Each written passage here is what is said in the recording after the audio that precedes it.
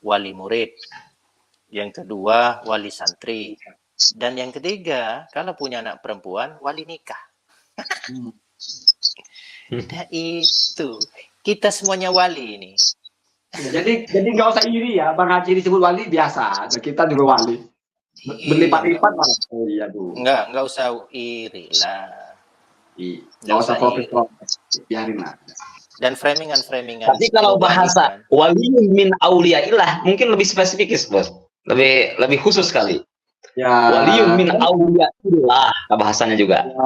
Ya, wali-wali Allah kan mereka itu yang menikahkan anak kan diangkat wali oleh Allah. Statusnya sebagai wali kan wali bapaknya kan siapa yang angkat kan syariat. Siapa walinya ini? Ayahnya. Ini kan diangkat wali oleh Allah, wali putri, wali anaknya, wali nikah. Ya Allah, bahasa waliyun. Makanya Gus, bahasa waliyun min auliyaillah emang bisa dibahasakan dengan ya mana lain gitu. Seperti tadi wali murid, wali nikah, seperti tadi. Waliyun waliyun min auliyaillah. Kalau nanya bisa apa enggak itu kayaknya bisa kok. Bisa kan? Enggak secara hakiki gitu, secara kebenaran hukumnya.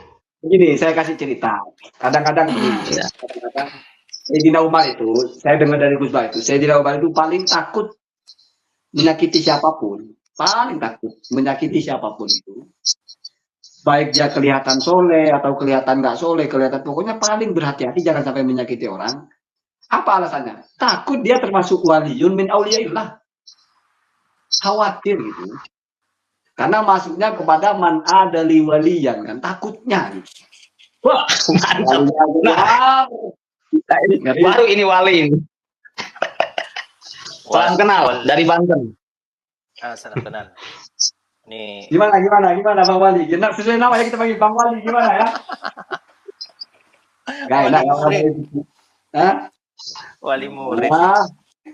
Begini, sebenarnya kalau ada yang mengasih predikat wali kepada siapapun, kalau itu tidak valid atau tidak sahih, ya perlu ditanyakan dulu keimanannya. Karena itu akan menimbulkan kebohongan-kebohongan yang mengada-ngada. Nah, sifat wali itu kan karomah. Pemberian pangkat wali kan rahasia. Tidak perlu ditunjuk apalagi di media sosial, kan seperti itu. Dan itu akan menimbulkan kebohongan-kebohongan kalau itu betul-betul tidak valid. Disuruh buktikan nanti susah juga. Ujung-ujungnya akan bakar fotonya. Nanti. Bakar fotonya Bang Haji. Yang dipertanyakan itu subjek atau objeknya material. Saya baru terpikir. Bakar fotonya Bang Haji itu kalau terbakar bukan wali berarti.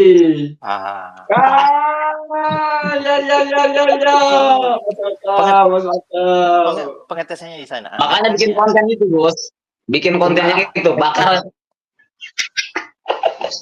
Enggak, tadi saya nanya ke Mas Wali ini. Yang dipertanyakan itu subjek atau objeknya? Kedua-duanya. Dua-duanya, Ki Imad dan Bang Hajinya gitu. Ya iya kan seperti ini. Kembali lagi, saya bilang lagi kembali kepada Al-Quran. Sesuatu yang hanya bisa menimbulkan sebuah kebohongan. Dalam Al-Quran kan jelas itu. Maknanya orang yang sedang berbohong itu tidak beriman kepada ayat-ayat Allah kan seperti itu.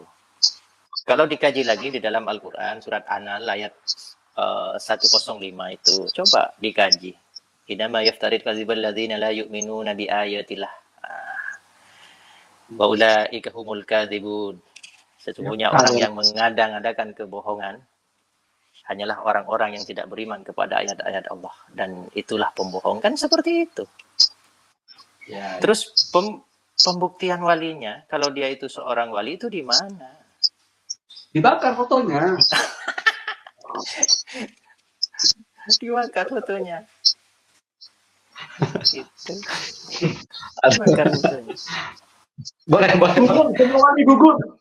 Walinya jadi gugur. Saya harus nyari dulu fotonya.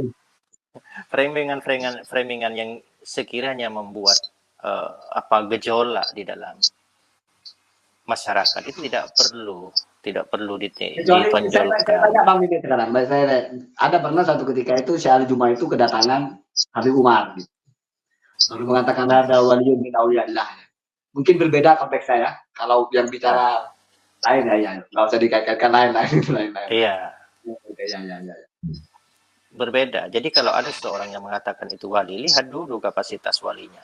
Seorang wali itu tidak akan pernah mengadu domba umat Islam, membuat perpecahan di antara umat Islam. Kalau dia ada semisalnya ketidakpercayaan pribadi, itu seharusnya diselesaikan tanpa bermedia sosial, yang akibatnya akan membuat perpecahan antara umat Islam.